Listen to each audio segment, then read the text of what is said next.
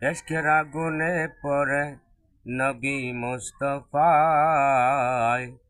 এশকের আগুনে আল্লাহ বান্দাকে জ্বালায়।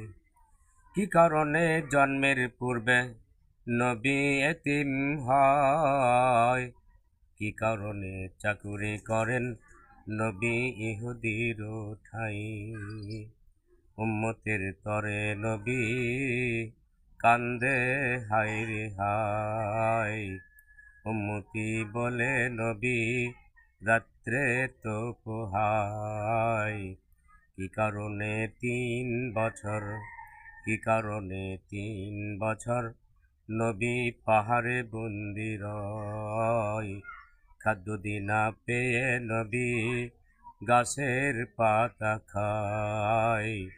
তাইবাসী নবীর দেহে ঢাল কেন ছড়ায়?